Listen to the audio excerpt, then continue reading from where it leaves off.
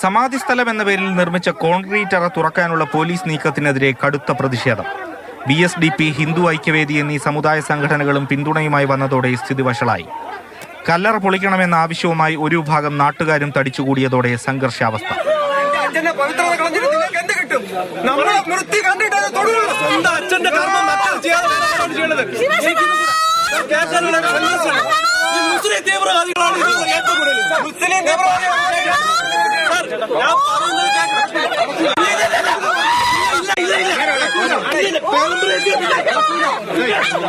പ്രതിഷേധിച്ച കുടുംബാംഗങ്ങളെ ബലം പ്രയോഗിച്ചാണ് പോലീസ് വീട്ടിനുള്ളിലേക്ക് മാറ്റിയത്. സ്ഥലം പരിശോധിക്കാൻ RDOയും DYSPയും എത്തി. മണിക്കൂറുകൾ നീണ്ട ചർച്ചയിലും സമവായത്തിലെത്താനായില്ല. കുടുംബത്തിന്റെ നമ്മുടെ ആവശ്യം അവർക്ക് സമയം കൊടുക്കണമെന്നാണല്ലോ. ഇത് എടുക്കുന്നതിന് സമയം കൊടുക്കണം. അവർക്ക് നിയമപരമായിട്ട് കത്ത് കൊടുക്കണം. അവർ ഹൈക്കോടതി പോകും. കോടതിയിൽ പോയിട്ട് എന്താണോ കോടതി തീരുമാനിക്കണം അതുപോലെ നടക്കട്ടെ. സമാധിയായിട്ട് കണ്ട് നേരിടാൻ.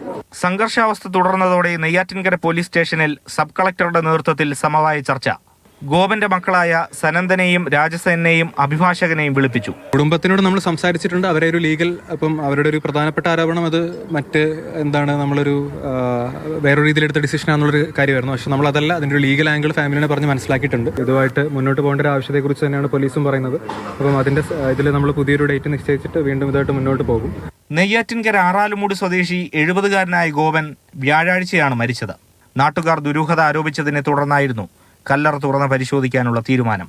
വിശ്വാസവും ആചാരവും ഒക്കെ പറയുന്ന ഗോപന്റെ കുടുംബവും ഹിന്ദു സംഘടനകളും ഒരു വശത്ത്, ദുരൂഹ മരണത്തിന്റെ സത്യം പുറത്തു വരണമെന്നാഗ്രഹിക്കുന്ന നാട്ടുകാർ മറുവശത്ത്. വലിയ നിയമക്കുരുക്കിലേക്കാണ് കേസ് എത്തി നിൽക്കുന്നത്. രതീഷ് വെൺപകലിനൊപ്പം AK സ്റ്റെഫിൻ, മാതൃഭൂമി ന്യൂസ്, തിരുവനന്തപുരം.